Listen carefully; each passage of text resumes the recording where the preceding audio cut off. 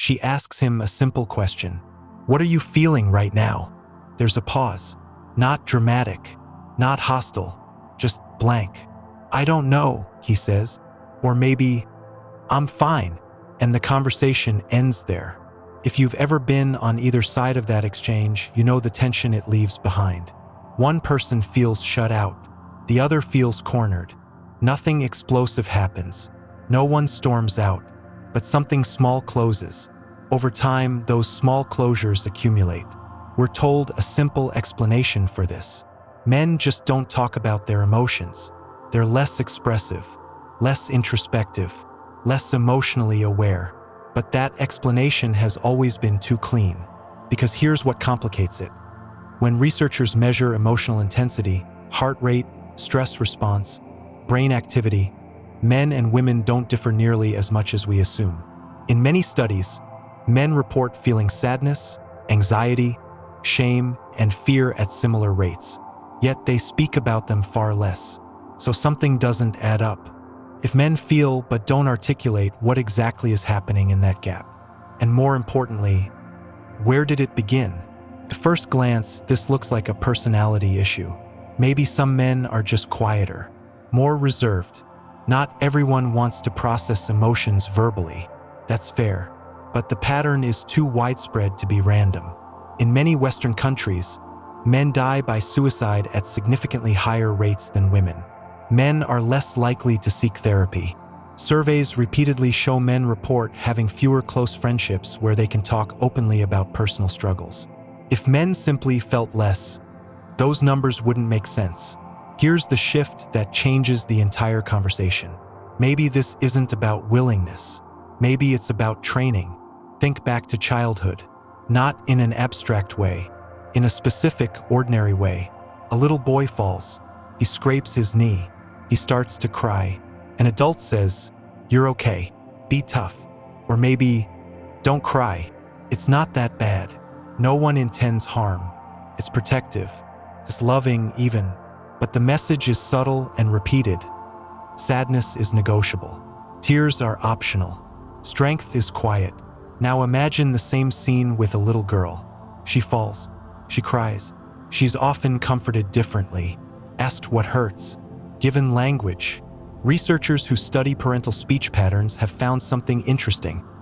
Parents tend to use more emotional vocabulary with daughters.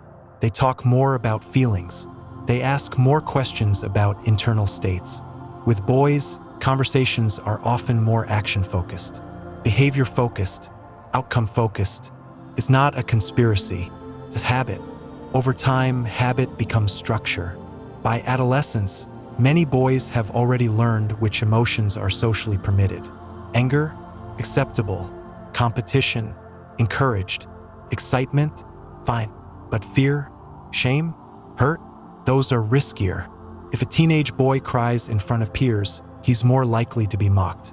If he expresses insecurity, it can be used against him. Even adults sometimes respond to male vulnerability with discomfort. So boys adapt. They compress. This is the first micro-truth worth holding on to. Emotional silence is rarely emotional absence. It's often emotional compression. The feelings don't disappear. They change form. Sadness turns into irritability. Anxiety turns into distraction. Shame turns into defensiveness.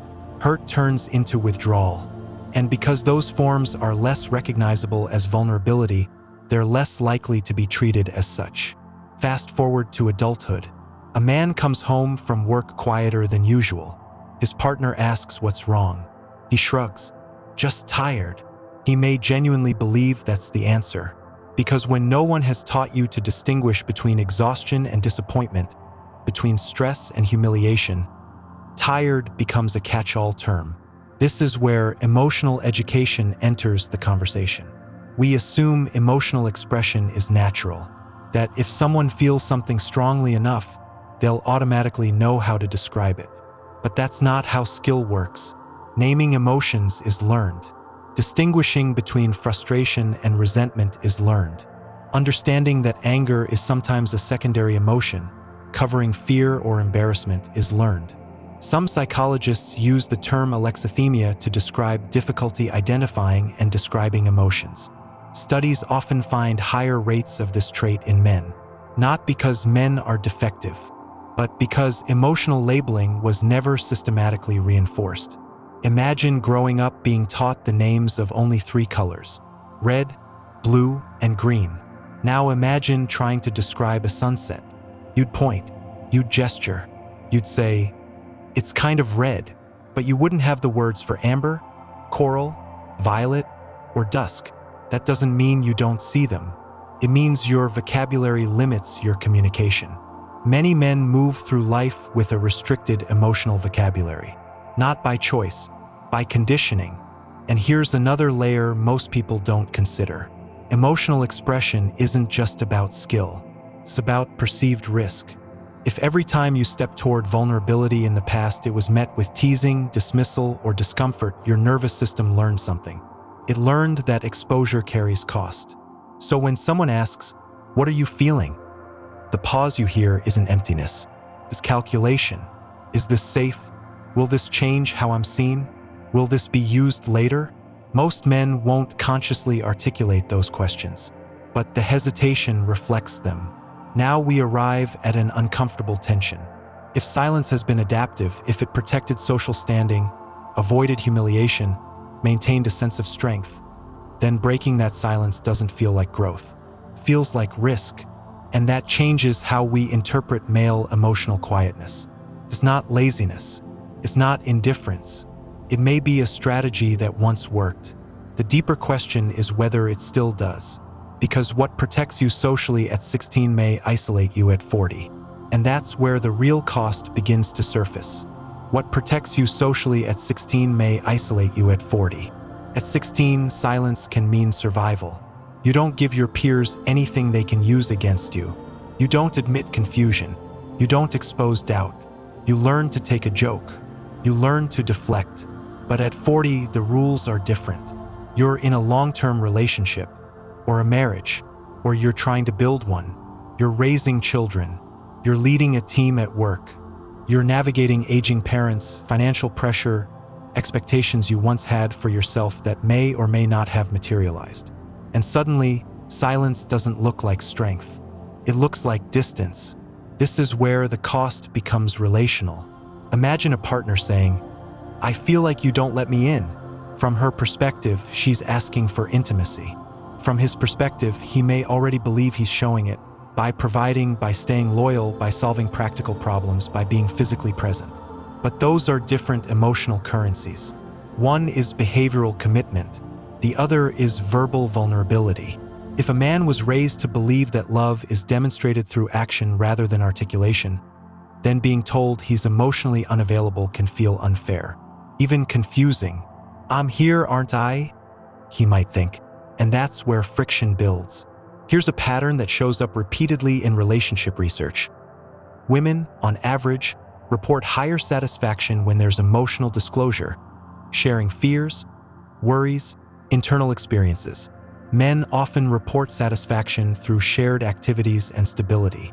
Neither is wrong, but when the emotional language gap is large, each person can feel unseen. Now let's deepen this.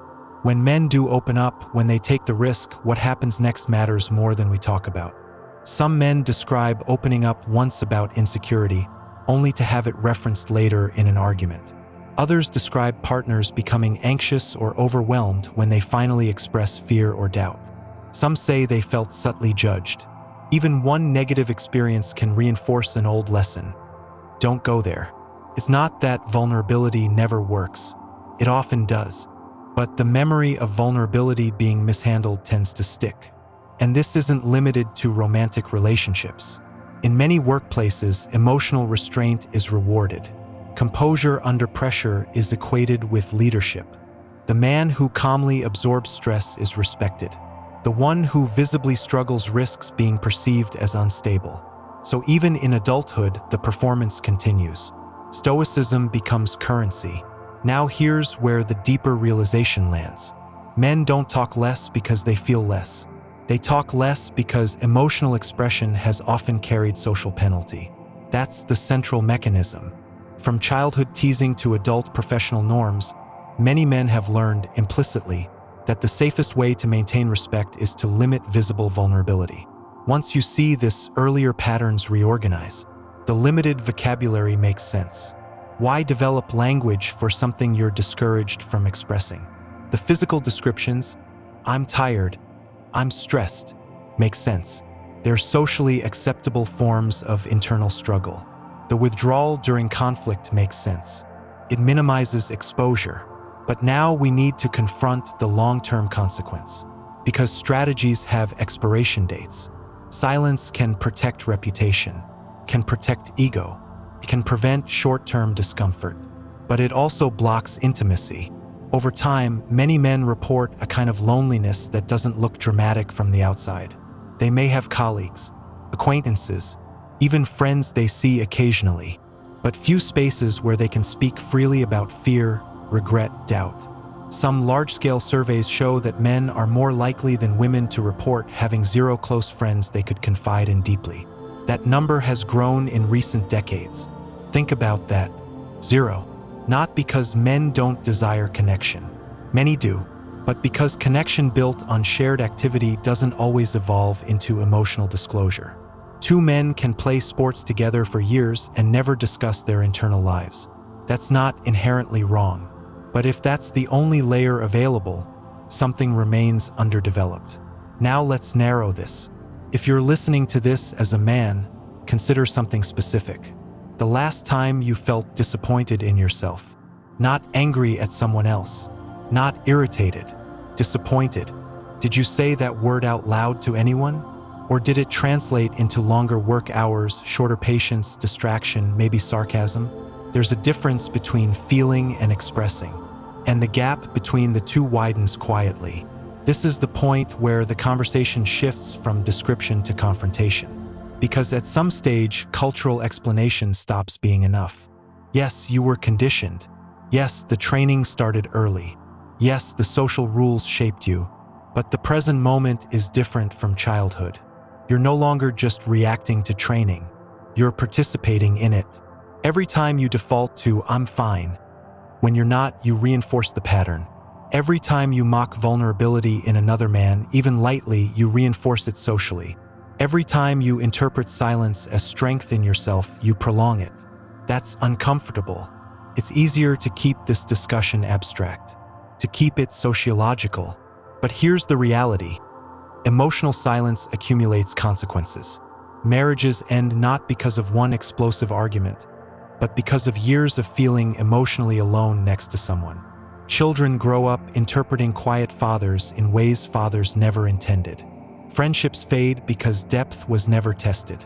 And then something else happens, often in midlife.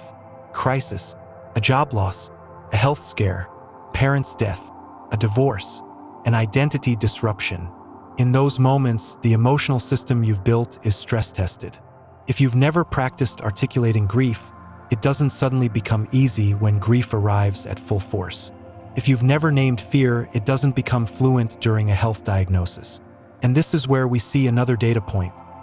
Men are more likely to externalize distress through substance use, risk-taking, aggression, while women more often internalize and verbalize it. Externalizing can feel active, can feel powerful, but it rarely resolves the original emotion.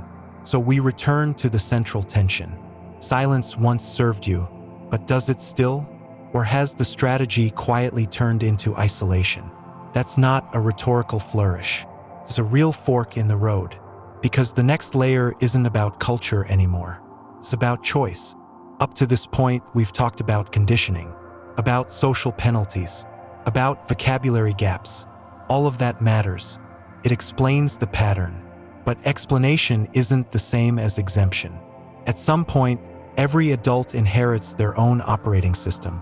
You didn't design the original code, but you're the one running it now. And here's the uncomfortable truth. Silence doesn't just affect you. It shapes how other people experience you. If you rarely articulate fear, your partner may assume you don't trust them. If you don't verbalize appreciation, your children may assume you don't notice. If you only express anger, people may believe anger is the only thing you feel, even if none of that is true. Emotional silence creates interpretation gaps, and human beings are not good at leaving gaps empty. We fill them, often inaccurately. This is where generational patterns quietly form. A son watches his father come home from work. He sees stress but no explanation. He sees frustration but no context. He sees silence after arguments, but no repair. The son learns something without being taught directly. Handle it alone. Don't burden others. Stay composed. Again, these lessons aren't malicious. They're inherited, but unless interrupted, they repeat. Now zoom in to something smaller, more immediate. Imagine you're in the middle of a conflict. You feel criticized. Your chest tightens. Your mind moves fast. You want to shut down the conversation or dominate it. What's happening internally? Underneath anger, there might be embarrassment. Underneath defensiveness, there might be fear of not being enough. But if you've never practiced tracing anger back to its source, the surface emotion becomes the only one expressed. So the conversation stays at the surface. And here's the cost. Surface conversations can solve logistics. They can't resolve intimacy. This is where many men reach a quiet breaking point. Not always visibly, not always dramatically. Sometimes it looks like increased work hours.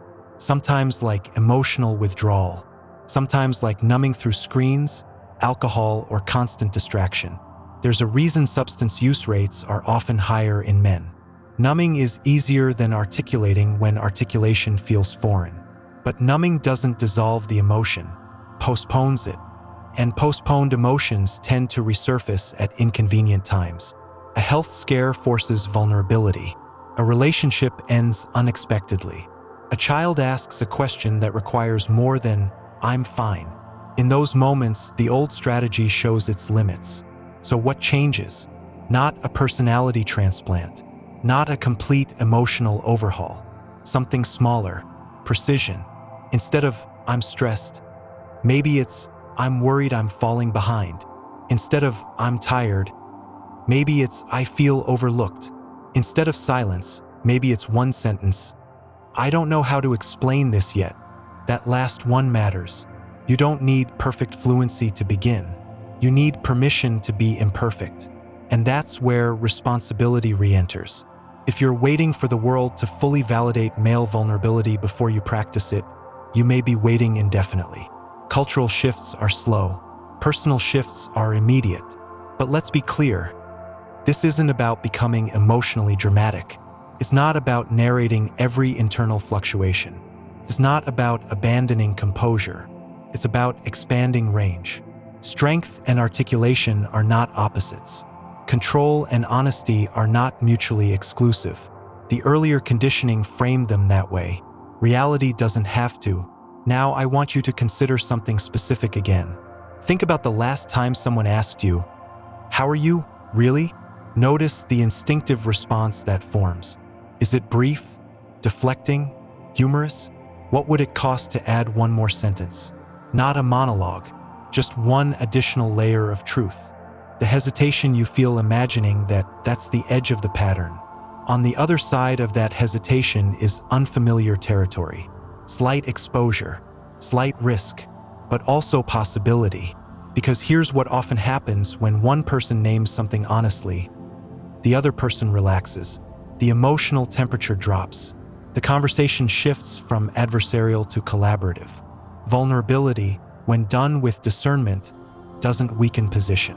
It often stabilizes it. And if you're not a man listening to this, there's something here for you too. If a man in your life struggles to articulate feelings, interpreting that as indifference may close the door further. Sometimes what looks like distance is actually inarticulateness. Sometimes, "I don't know" genuinely means, "I was never taught." That doesn't remove accountability, but it reframes the starting point. Now we arrive at the final layer. Silence is not neutral. It shapes marriages. It shapes friendships. It shapes the emotional climate of households. It shapes whether your future self has someone to call when things fall apart. And eventually, things do fall apart. For everyone. The question is whether you've built the capacity to be known before that moment arrives. because emotional fluency is harder to construct during crisis. It's built in ordinary days, in small admissions, in sentences that feel slightly uncomfortable but survivable. You don't have to rewrite your entire identity. You don't have to abandon the strengths that helped you navigate the world. But you may need to examine whether the version of strength you inherited is still serving you. The next time you feel that internal calculation, is this safe? Will this change how I'm seen? Pause long enough to notice it. That pause is the pivot point. You can default to silence. It's familiar. It's efficient. It requires nothing new. Or you can add a layer of precision. A word, a sentence, a clarification. No one else can make that decision for you. And the conversation you choose not to have today doesn't disappear. It follows you into the next one. If something in this video resonated with you, if it challenged you, strengthened you, or gave you clarity, take a second and hit the like button. That small action helps this message reach more men who might need to hear it. And if you're committed to becoming a stronger, healthier, more self-aware man, subscribe to the channel. We release content consistently to support you on that journey. You're not alone in this. I'll see you in the next video.